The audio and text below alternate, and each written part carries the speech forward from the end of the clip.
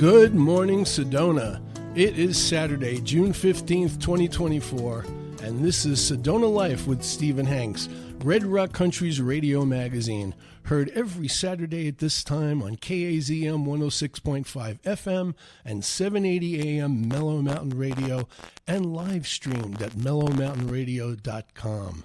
I'm your host, Stephen Hanks, and every Saturday morning since we launched in early February, you've been listening, hopefully, to a radio show that each week explores all the fascinating aspects of life in Sedona and the Verde Valley and engages with intriguing personalities from all walks of life in our area. Today's show and all of my shows during June are being sponsored by an outstanding Camp Verde-based insurance agent, Karen Cole of State Farm Insurance, who throughout the Verde Valley in northern Arizona protects the things you value and the people you love. Like a good neighbor, Karen and State Farm are there. My producer behind the glass is the always tremendous Ryan Thompson. How you doing, morning. Ryan? Good. Good. How you been? Excellent. You know, like same thing every week. I'm just working away at the station. Yeah, you were pounding it, brother. Yeah. Part construction, part radio. I know. Like you wear. I don't know. I can't even count the number of hats you wear in this place. It's too tall. Incredible. I know. It's like it's like the Abraham Lincoln hat. Yeah. It's like, so what are you doing for Father's Day? oh, right. It's tomorrow. Yeah. Yes. So it's kind of a drag that my daughter still lives in Brooklyn. You know, so she's not going to be here. I'm not going to see her. But my wife, who, as you know, my wife B, who we call the woman warrior. That's right, is taking me to the Village Chop House tonight for dinner, for Father's Day dinner. Oh, nice. So that's going to be cool. I haven't been there yet, and I've heard great things about that restaurant. It's owned by the guy who owns Rotten Johnny's Pizza. Okay. You know, so and the restaurant's great. So Ryan, when you were growing up, were you ever into archaeology and the idea of digging for artifacts? I think a little bit. I mean, I played in the sandbox. You got to get in there, and that's like the first foray into it. That's right. Well, every kid has that story. Yeah. Right? It's just a matter of how far you're going to go with the sandbox digging. So, Ryan, you know I get excited about all the themes and guests we have on Sedona Life with Stephen Hanks, but I was particularly looking forward to this one because this episode is about digging archaeology in the Verde Valley, and my guests in the studio are three people who operate the Verde Valley Archaeology Center, and Museum. But before I tell you exactly why I was jazzed about this show and introduce my guests, it's time once again for our top of the show segment, Stephen's Sedona Scene, where I tell everyone in my listening audience about some terrific events happening over the following week in Sedona and the Verde Valley. Now, I mentioned this event on last week's show, and I wanted to tell everybody about it again. This coming Wednesday, June 19th, from 2 to 4 p.m., the Sedona Public Library, in partnership with the Sustainability Alliance Environmental Justice Team, will present Celebrating Juneteenth Freedom Day. As many of you know, Juneteenth National Independence Day, commemorating the final enforcement of the Emancipation Proclamation in Texas on June 19, 1865, became a federal holiday in 2021. This will be an afternoon of remembrance as the event honors the delayed emancipation of enslaved African Americans. The program will commemorate resilience, progress, and the ongoing journey toward equality for all people, and includes a public panel discussion and Q&A featuring respected and accomplished Verde Valley residents. And one of them is my good friend Camilla Ross, who's the producer, director, playwright, and actor, and president of the Emerson Theater Collaborative that presents a number of shows every year here in Sedona and the Verde Valley. For information and questions about this event, contact sedonalibrary.org. And every few shows, I feel I need to urge you all to see some of the great films played during the week at the Sedona International Film Festival. If you haven't read about all their offerings in Kudos or the scene in the Red Rock News, check out the schedule at www.sedonafilmfestival.com. So, Ryan, you know that I've mentioned many times on the show that I spent most of my career as a magazine publisher, writer, editor, and worked on magazines about a variety of subjects. Well, it turns out that during the 90s, I found myself working on a few different magazines for kids, mostly about sports. But toward the end of the 90s, and I hate dating myself right now, I worked for a couple of years at Scholastic, editing Scholastic News for 3rd and 4th graders. You guys remember Scholastic News? Yeah, my guests are shaking their head, yes. They've been around long enough to remember Scholastic News. It's been around for a long time. Yeah. Anyway, my wife, Bea, who, as you heard, we call the Woman Warrior, was friends with a woman who worked at the Archaeological Institute of America, which for decades had published a magazine mainly focused on ancient archaeology, like Rome, Egypt, Greece, etc. 25 years ago, they decided to create an archaeology magazine for kids. The Woman Warrior told her friend, I'd been editing a few magazines for children, and the next thing I knew, I was asked to create a prototype for a potential publication. The Institute really liked what I came up with, and so I was suddenly the editor of Dig magazine, a bi-monthly for kids from about 8 to 13, and the magazine ended up winning a bunch of awards for educational publishing, which I am still very proud of to this day. So for that reason, I am really thrilled to devote this show to the subject of archaeology in the Verde Valley, with the real star of this show being the Verde Valley Archaeology Center and Museum in Camp Verde, which is into their 14th year in 2024. Am I right? Yes. Yeah.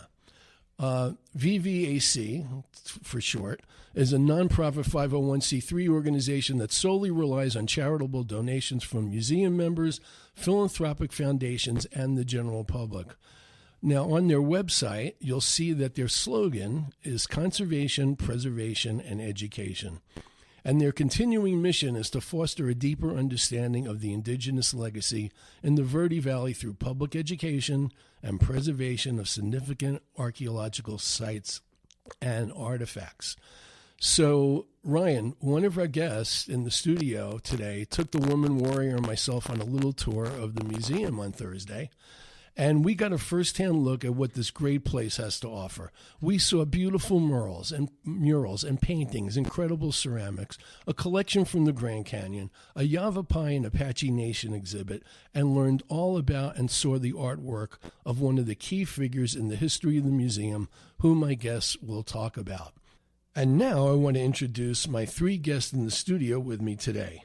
Monica Buckle, who, like me, is an ex-New Yorker, is the executive director at the Verde Valley Archaeology Center and Museum, and she's an enrolled member of the Cherokee Nation. Monica holds a master's degree in art business from Sotheby's Institute of Art in New York and a Bachelor of Science degree from Lynn University in Boca Raton, Florida. In 2023, Arizona Governor Katie Hobbs appointed Monica as a commissioner on the Arizona Commission on the Arts, whose mission is to create funding and opportunities for all Arizonans to participate and experience the arts. Additionally, Monica serves on the board of directors with the Mesa Verde Foundation in Colorado.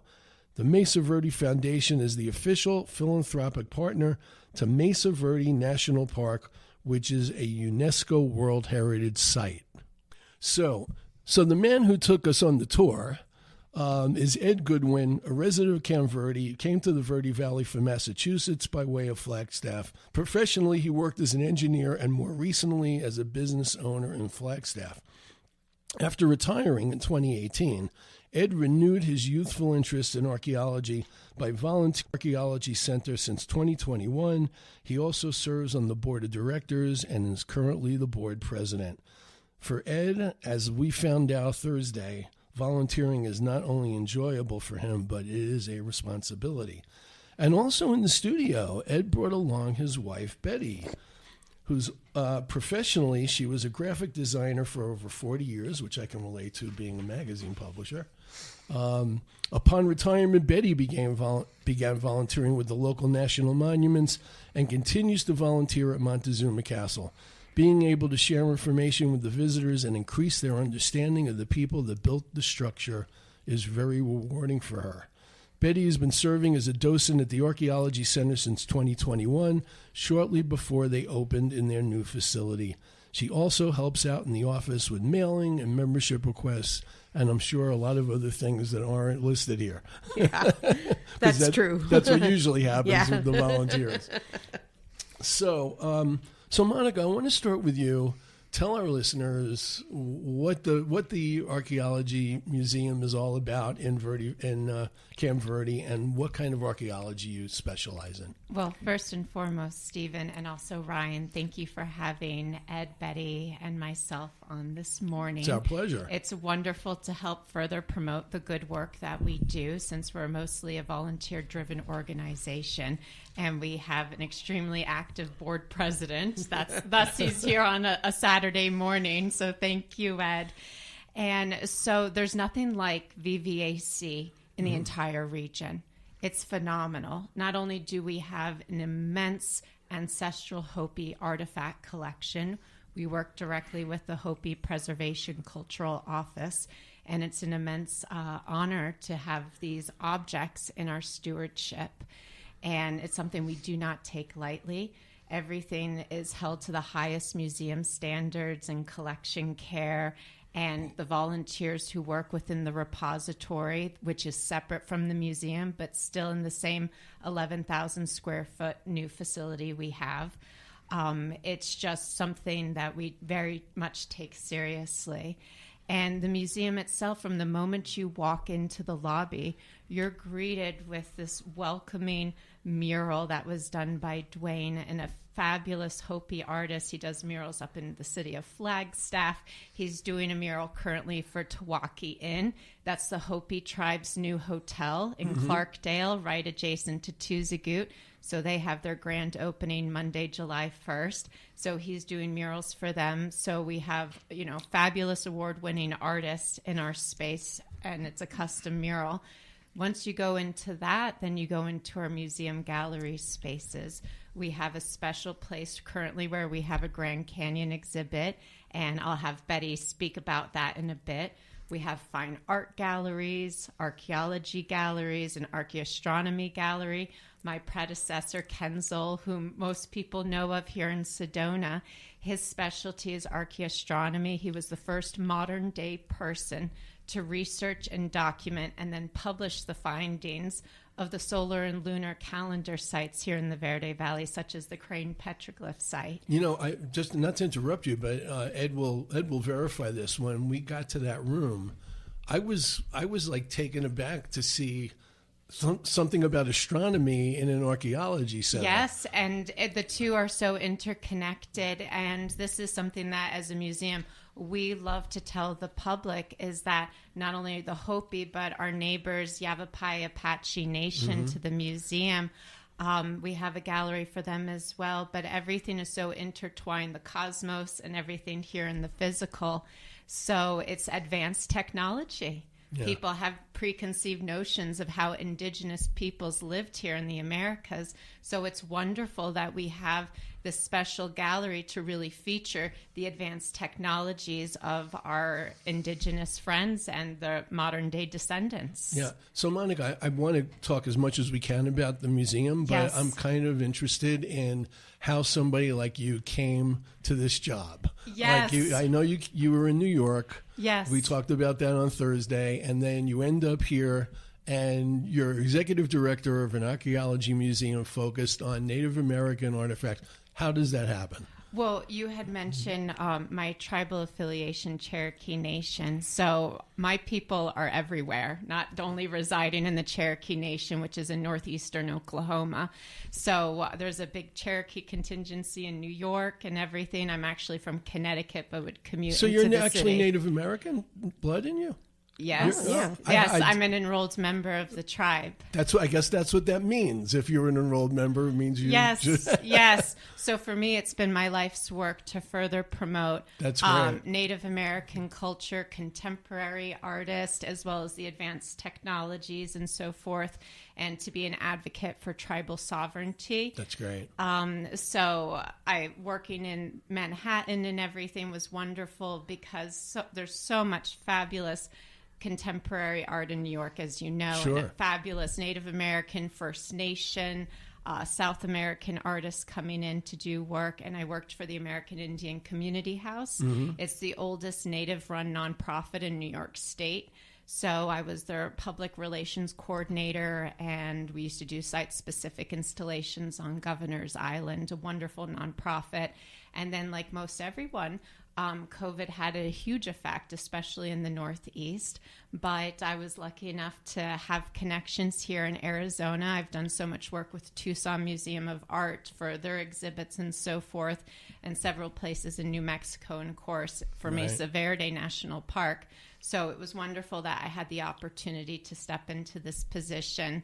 And it's been such a blessing being in this region, really understanding the cultural continuity that exists here in Arizona. There are 22 federally recognized tribes within the state of Arizona. So it's wonderful to be in such, I call it Indian country. And it's really an honor to be at the helm of a museum where our sole purpose is to serve as stewards to these wonderful artifacts. Did you have a connection at all to the museum before you got the job, or you just found out about it and applied? I guess Ed can fill us in on. Well, like, was it a big competition for who became executive director after Ken left the job? How did that? Well, I can't really talk about that very much because I heard about Monica after she was there. Oh, Yes. okay. And Yes. but I did say to Ken Zoll, how did you manage to get Monica to be hired as our executive director? How nice. Thank you, Ed. So did you have a connection before? Yes, I always network and so forth, and my work has taken me all across, I call it Indian country, all across different museum spaces, and connected with my predecessor, Ken Zoll. So as always, just staying in touch with people, and admired the work that he had done to establish VVAC, and his enthusiasm and zest for the archaeology was totally contagious. Yeah. And I can attest to that because so many of our volunteers were inspired by Ken Zoll to help support this mission and what have you. So Betty, how's she doing so far? She's doing good. Yeah. The first question I put her on the spot, right? So Ed, when you gave my wife and I the tour the other day, we found out about this person who is probably seems like the most interesting character in the development and the history of the museum, an artist named Paul Dyke. Tell us a little bit about him, his significance to the museum, and what his connections were to the local tribes in the area were. Okay. Well, Paul was actually born in 1917 in Chicago. He went to Europe, and while he was in Europe, he met a Lakota Sioux man named One Elk. Mm-hmm. So when he came back to the States, he decided he wanted to go visit One Elk. So he was in Chicago, probably saved his pennies, and took a trip to South Dakota to meet up with One Elk. And that was the beginning of his affiliation with tribes directly. So he lived with Lakota Sioux. He married One Elk's daughter, who unfortunately passed away in childbirth a couple years later. But he continued to live with different tribes, and you can see that influence in his painting. And he collected a lot of Indian items while he was there, not artifacts, but gifts that were given to him. And a lot of those are on display up in Wyoming. But eventually he lived with both the Navajo tribe and the Hopi tribe here in Arizona. Heard about a ranch in Rimrock that he wanted to buy called Hole in the Wall, or Hole in the Something Wall like that. Ranch, yeah. Not Hole in the Head. Well, not Hole in the Head. Right. But so he bought that ranch, and on that ranch was a dwelling that had never been looted, never been flooded. It was right on Beaver Creek. Had had partial roof collapse, so things were just very well preserved in there. He had it professionally excavated between 1962 and 1972, and then in 2014 he actually gave all those artifacts and all those notes to the Archaeology Center. So we have them all, and we've cataloged them all, and many of those are on display. But just as importantly, or perhaps even more importantly, the Paul Dyke Foundation supports us financially as well. Mm-hmm. So it's a tribute to him. Our laboratory and repository are part of the Paul Dyke Collection Center, which is part of the Verde Valley Archaeology Center. So that's kind of the premier exhibits that we have. And just to know that those items came from just a few miles away, I think it really affected me quite a bit when I realized that. It sounds like if the center opened in, I guess, 2010, right? And he donated that stuff in 2014, did that exponentially increase what you were able to show and have at the museum at that point? Yeah, when I first got involved with the Archaeology Center, we were on Main Street in a very small space, in a very small repository space. But a lot of that was devoted to the artifacts from Paul Dyke's site. Wow. And they just, there's such an opportunity when displaying those and talking about those to learn about the people that lived here. Right. So in terms of, this may be jumping ahead, but in terms of what you have at the museum and what you continue to bring in, given this area and that's very focused on Native American artifacts of the tribes that were from here, do you still find things all the time? Do you still have people digging the area to increase? I mean, that kind of is the fascinating part to me. Like imagining all those little crews of people, with all their equipment running around and still finding stuff. Yes. Well, thank you, Stephen, for asking, because this is wonderful to clarify to listeners, is we do not participate in excavations. The archaeology world kind of stays away from the word dig, and we use the word excavation. Except for children's magazines. Yes, and that was wonderful. Thank you for bringing those issues over, because we have them in the children's room now. That's so great. I appreciate it. I'm glad they found a great home. Absolutely. And so we have a survey crew. So our volunteers, since we're a multifaceted museum, not only do we have the galleries, the repository, the collection center, I forgot to mention that we have a Native American ancestral heritage garden, approximately 9 acres. It's off-site from the museum. It's on Homestead Parkway, closer to Highway 17 in Camp Verde. All the information's on our website. And it's approximately 9 acres. We have archaeology that was excavated and then backfilled in is kind of the method that people do in the field, as well as a wonderful post-colonial and pre-colonial garden. And Rob Estrada is our ethnobotanist, and he's wonderful for the work he does there, and we have volunteers just for the garden site. But going back to the survey crew, so in fall and spring, we have a survey crew led by Dr. Grisefa and Keith Greiner, and they go out onto Prescott National Forest land, and Prescott National Forest is like 1 million square acres. It's massive. And so we have a contract with Prescott National Forest where our survey crew goes inch by inch, foot by foot out in the field, and they document whatever they come across, whether it's a metate or perhaps a dwelling site. But what it is to survey the land, because it's so all-encompassing. And Prescott National Forest is limited by staff, so that's where our volunteers step in to serve as a survey crew. They map everything via GPS mapping and their coordinates, so everything is going to be recorded for the future. And please know, nothing is put out online, so you don't have to worry about metadata for specific sites that are discovered. Everything's confidential, because that's also another issue, is we love archaeology. We want people to know about the rich cultural history here in the Verde Valley. However, how do you visit with respect? And it's really important not to get certain information out on the internet. Right, you don't want someone to vandalize anything. Right. That's great. So I'm going to bring you in a minute to talk a little bit about the Grand Canyon stuff. I think you happen to be the knowledgeable person about that. But first, I need to talk about my sponsor, and then we'll bring you in. So This is my sponsor is Karen Cole, State Farm Insurance agent based in Camp Verde. She's my sponsor until the end of June. I'm sure everyone out there would agree that it feels good when you make the right decision, like when you choose the perfect song for a special moment, or when you choose to have a good night's rest after a hectic day, or you choose to go to the Verde Valley Archaeology Center and Museum. It's all good. As good as making the right choice on insurance. That's why Karen Cole is a State Farm agent and serves the Verde Valley in northern Arizona to help you choose the protection you want at the price you want.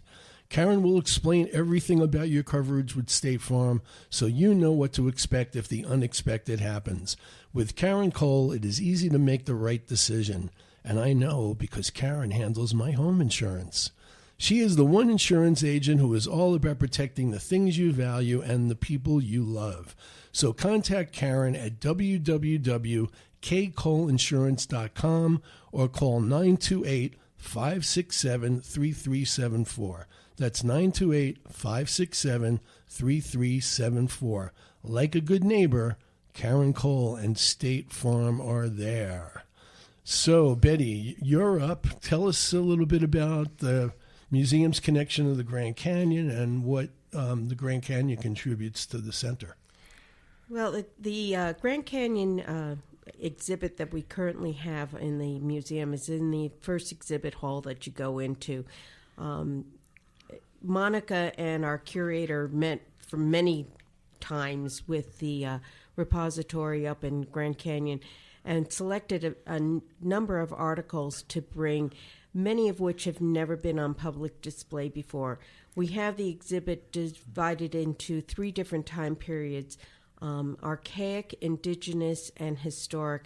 The archaic is the first display that you see. It includes something called the basement rock of the Grand Canyon. It's the oldest rock. It's billions of years old. Mm-hmm. It's from the bottom of the canyon. We also have the skull of a giant sloth in the case. It is a 9-foot-long animal that is currently extinct, but we believe it was supper for the American cheetah, whose jawbone was also found in the same cave. Wow!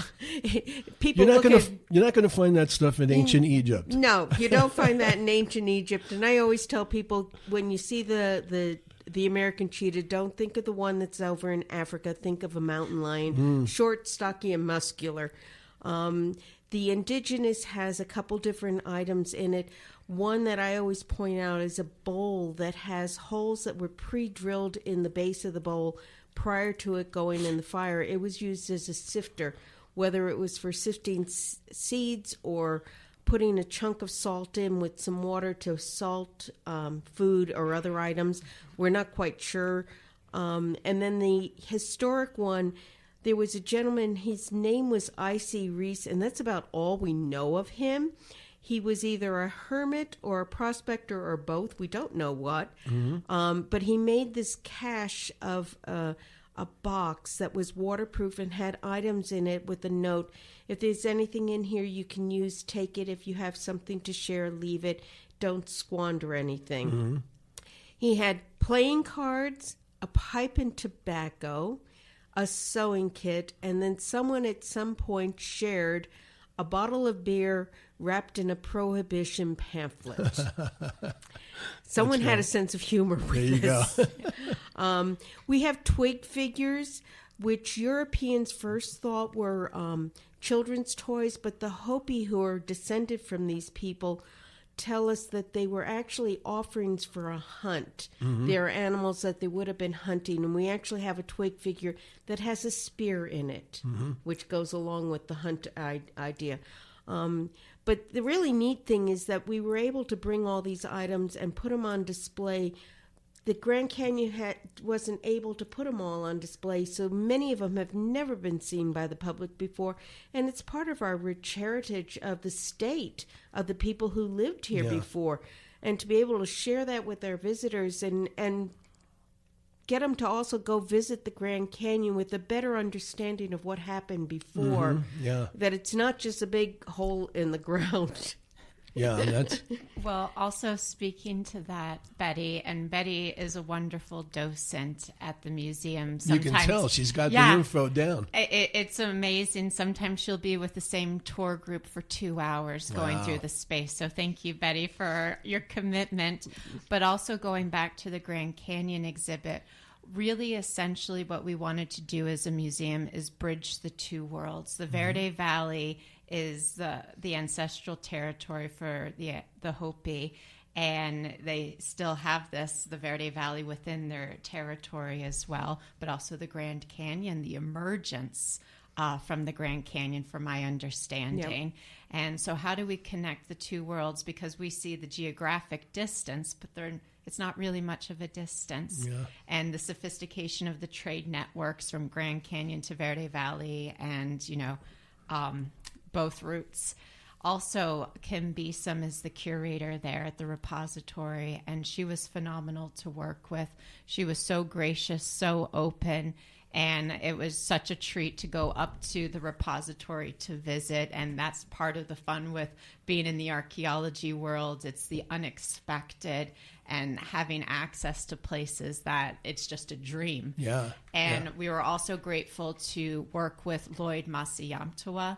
Lloyd is the superintendent for Montezuma Castle National Monument, Tuzagut, and Montezuma Well here in the Verde Valley. So Lloyd is of the Hopi tribe, so it was wonderful to have him come up for a visit and co-collaborate on the exhibit as well. Yeah. So, and have his take. Yeah, so Ed and Betty, sorry. How long have you guys been involved with the museum, and what made you gravitate towards it, and how you got so devoted? I mean, I know, Ed, you said you've been fascinated by it since you were young, like a lot of people are. How did you guys get into this? Well, excuse me. When we retired, and then I needed something to do. Right. But, as we all do, right, at this age. but to recultivate that interest in archaeology was certainly one of my goals. I had already started volunteering at Montezuma Castle. Right. That just piqued my interest even more. So I'd met Ken a couple of times and stopped into the museum to see what they had, and just amazed at the quality of the materials and the diversity of the materials. Things that I'd never seen before. Yeah. And then it just means so much to be able to learn about these people. And did you bring Betty along for the ride, or she was just as interested as you were? She started on her own independently, but it certainly was appreciated. And how long have you both been involved with the museum at this point? You started in 21. I started in 22. Okay. So not since the beginning, but no. But you have the knowledge, as I found out on Thursday, and I'm finding out about you, Betty, now. The knowledge that you have and the way you can just reel off all the information seems like you've been there since the beginning. Well, it helps when you repeat it over and over. That's again. right. That's true. I bet. So here's a question for you. So, this center and museum is really specific to this particular subject in this particular area. One question would be, how many other archaeology centers do you know of in the country like this that's so subject specific?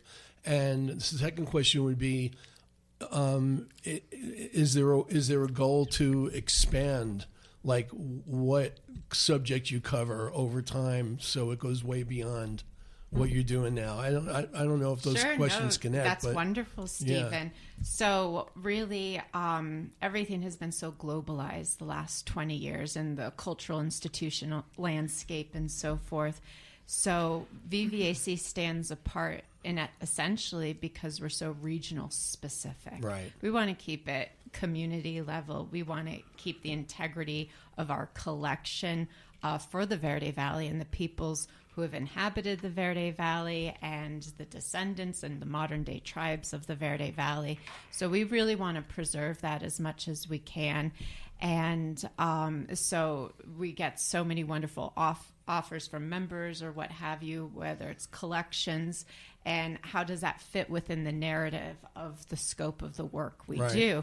We're also limited by space, even though we just 2 years ago we moved into this fabulous new 11,000 square foot museum space. We did total renovations and everything. We're already bursting at the seams.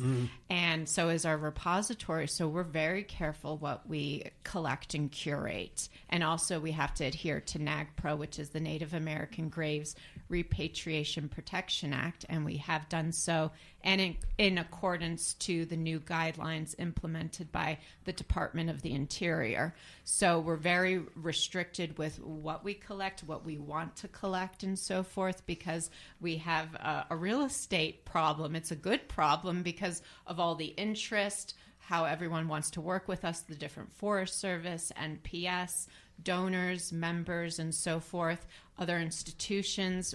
For example, we have a beautiful retrospective of Paul Dyke, who we have his archaeology collection, but he was also a famous painter here in the Southwest, over 100 solo shows at different galleries, and the paintings are exquisite. We have one on view from Scottsdale Museum of the West, several on view from Tucson Museum of Art, as well as private collectors.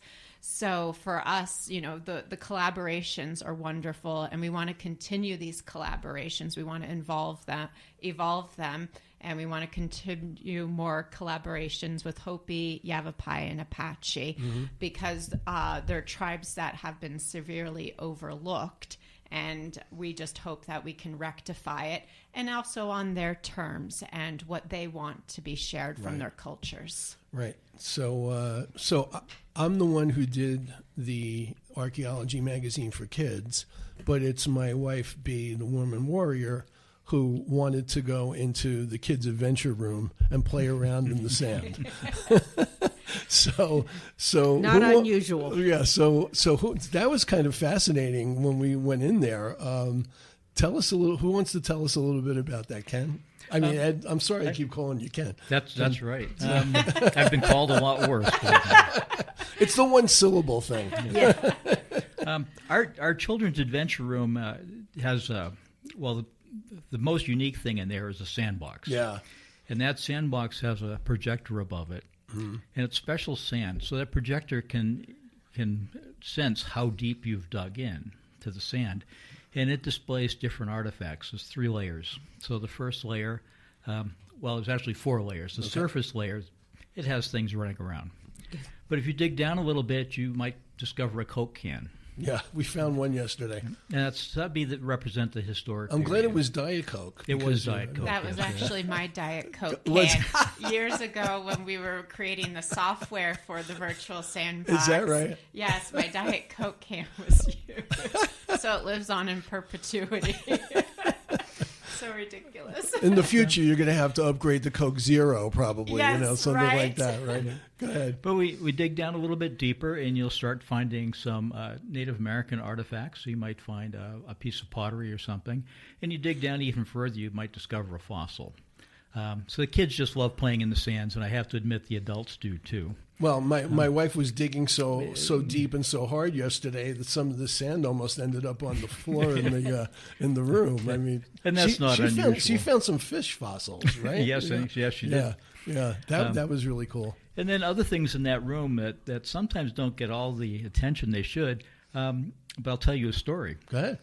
We had a family come in, and it was a young man, probably about 9 years old, and we have a loom in there. And he saw that loom, and he said, "Oh, we did this in school." He sat down, and he wove things with that loom for about 15 minutes. He was just thrilled.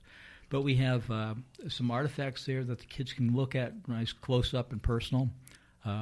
Just a lot of different things to keep them occupied. Even some, I think there's even some drawings. I think and there's the Pueblo. There's a Pueblo in there with it has a scavenger hunt, which nobody can agree on the right answers. But yeah.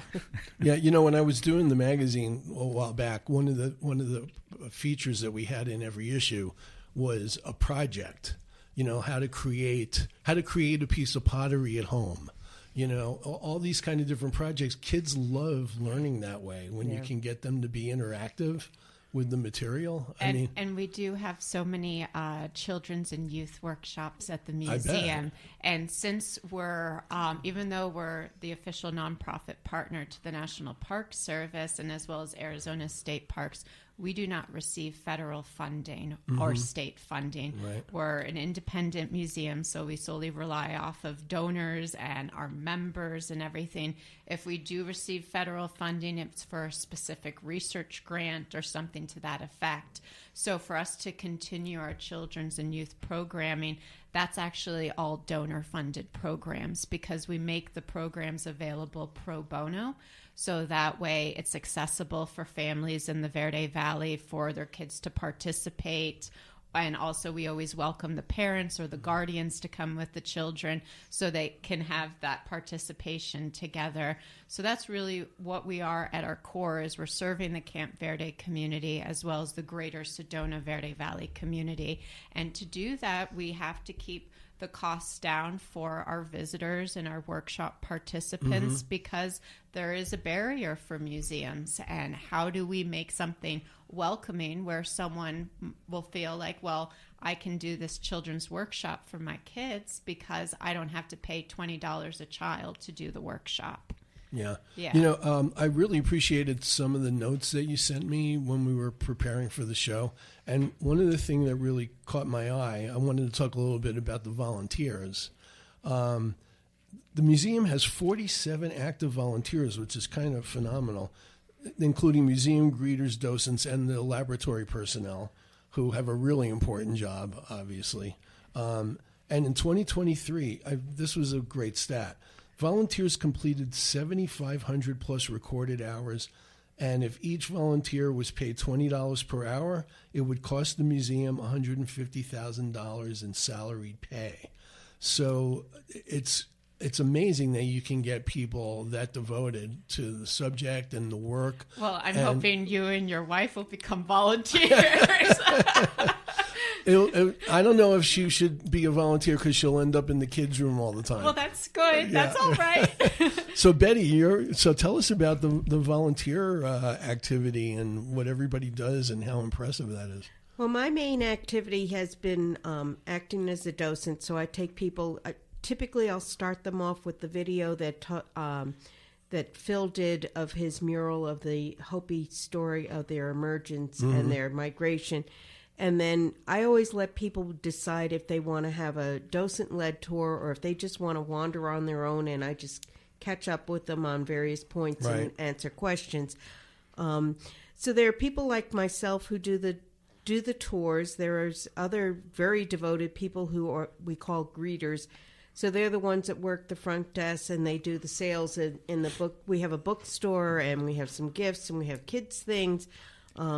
We have the really cute mini Lego kits that people really like, and they do mean mini. These are very tiny Legos. Yes. And then we have the Lab Corps group that meets on. Typically, they're there on Mondays, and then some of them come in a couple other days of the week. But they get together and they just do phenomenal work going over artifacts that are brought in. Dr. Jim is well known for his work on pottery, and his wife Diane is excellent on textile. We have 2 master weavers who are volunteers and work on our textiles and trying to figure out how things were made in former times with limited means. It's a real mystery, some of these pieces, how they actually pulled it off. But they're all vital to the continuing work of the center and being able to explain to our visitors what's going on and what happened here for hundreds of years before European settlers coming in and changing the landscape. Yeah, that's great. So how do people become members of the museum? And also, like, I know you have business memberships. You have a lot of sponsors that contribute. Tell us something about that. We rely on our members critically. We have member hikes, member excursions. We have a phenomenal hike leader, Richard McGaw, who also does work with Museum of Northern Arizona. And if you're familiar with Southwestern culture, most everyone knows Richard as a figure for hikes and excursions. So we have that for members. Of course, we have member and donor receptions. We have kind of behind the scenes access as well. And of course, our talks. We've done several events here in Sedona. We worked with Patrick with the Sedona Film Festival. Patrick Swice, yeah. Absolutely. Yeah. Pat's wonderful. And we had an indigenous film festival last November. It was 2 days. And recently we had a partnership with one of our business members, Courtyard by Marriott here in West Sedona. And when you do those events, they're fundraisers? Absolutely. Yeah. To the penny, it's a fundraiser. Right. And really, we're just limited, and there's so much growth, so much we want to do, and so much we currently do. And you gentlemen were speaking about wearing a lot of hats earlier in the program. Well, we all wear those hats, I bet. Yeah. you know. And the wonderful thing is the volunteers just gravitate to the museum. And I'm in their debt because they lift me up as an executive director. They lift up Ed as board president, and, you know, Betty is wonderful with helping out and everything. So they really take their positions onto themselves, and really I give them that empowerment where, no, you're going to be treated as staff. You're going to have a staff title and so forth. Mm-hmm. And so our organization just runs so efficiently because of the members who are so enthusiastic, the donors, but especially the volunteers. Yeah. Ed, as a docent, and Betty, you might answer this. When somebody comes in and wants to do that, what's the training period like? Like how long, if you come in and you want to do what you do in giving tours, how long does it take for somebody to get up to speed and be able to do that? Well, as not only board president, but also the interim volunteer coordinator. Right. Talk about wearing multiple hats. Right. But what I usually do, if somebody's expressed an interest in volunteering, I usually meet with them probably for an hour and a half at the museum, and we explore all the different possibilities, everything from the lab and the survey crews to greeters and docents, and even working behind the scenes in the office. So we sit down and we explore those, and then depending on what their interest is and their background, for a docent, they may come and just follow around some of our experienced docents for time, maybe several sessions till they feel comfortable. And we have a lot of reading material that they can do to even gain more knowledge.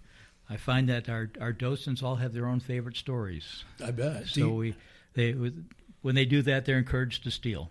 Yeah, how far away from the Verde Valley do the volunteers come? Like, do you have Sedona people we there? have people coming down from Flagstaff down to Camp Verde, Prescott.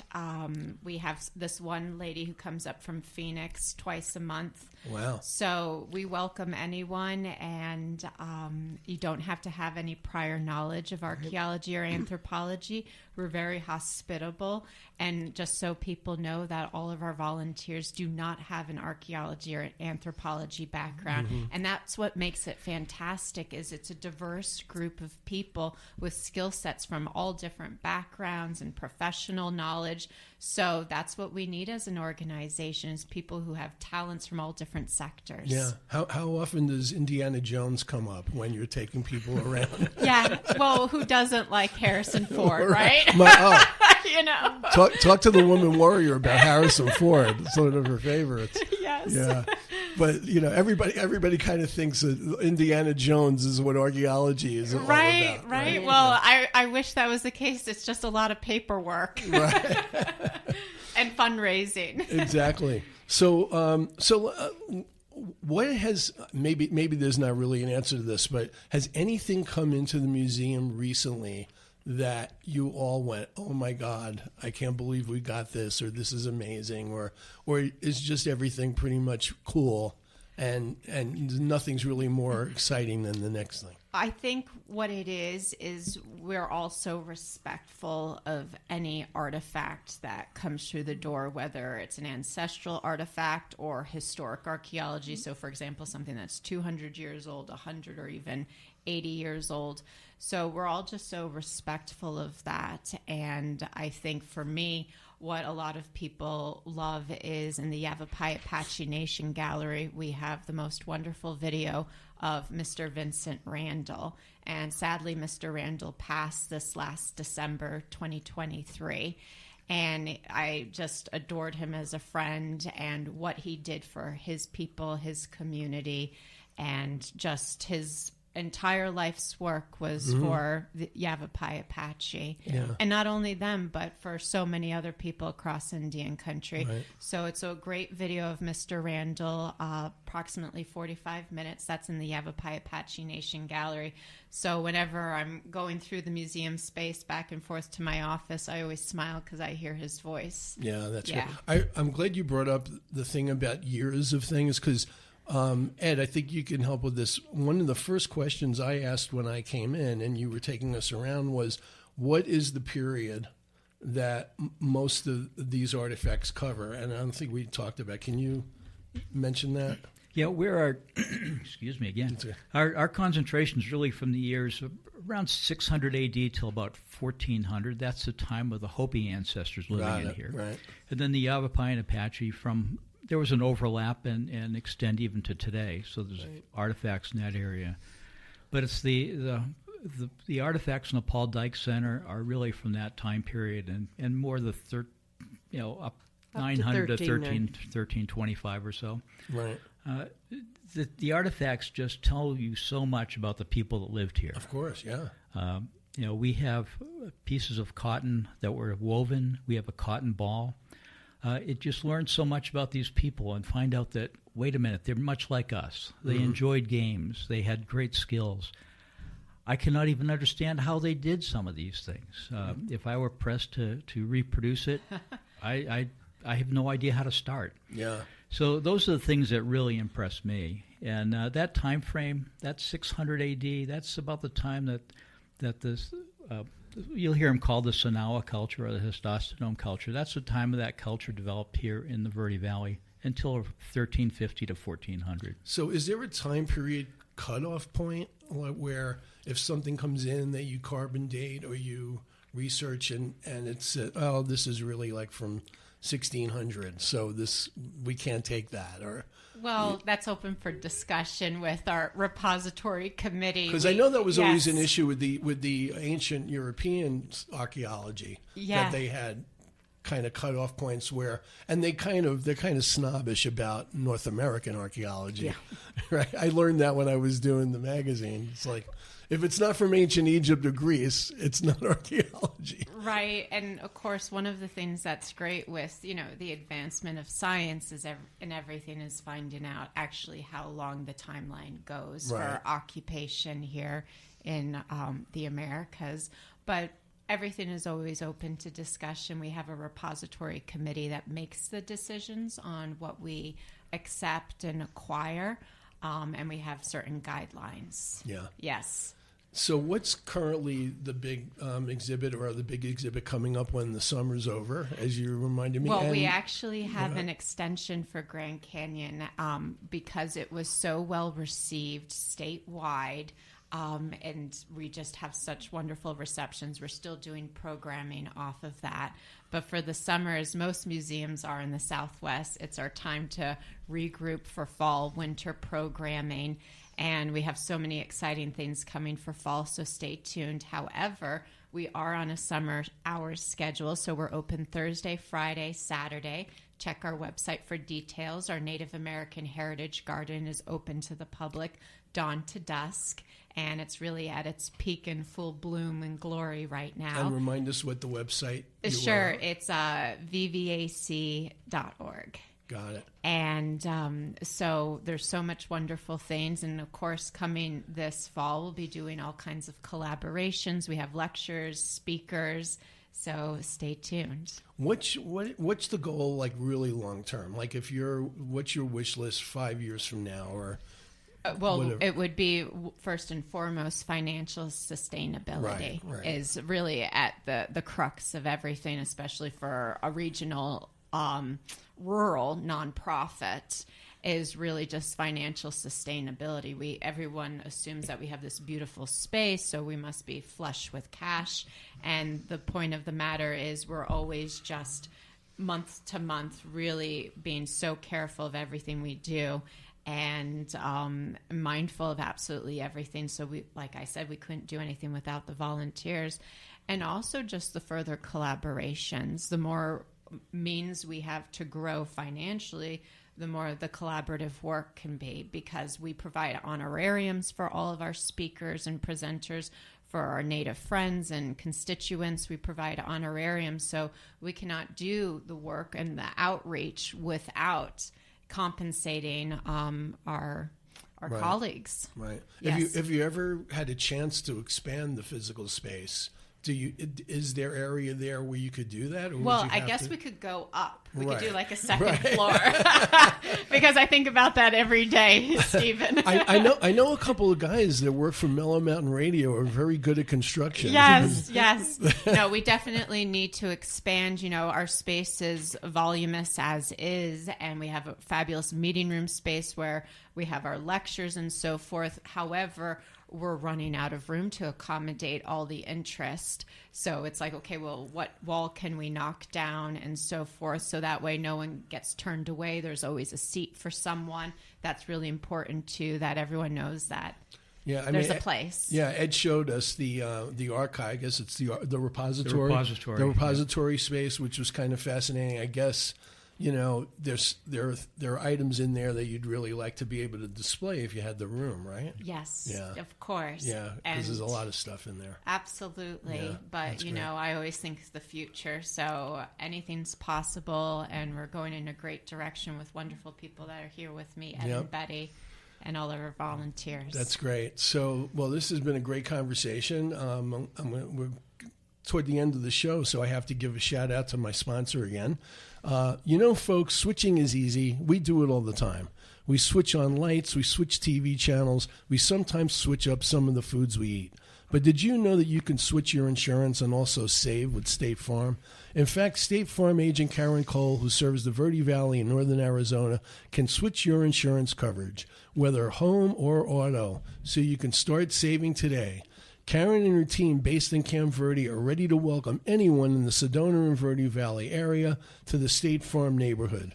With Karen Cole, it's easy to switch and save. Just contact her at www.kcoleinsurance.com or call her at 928-567-3374.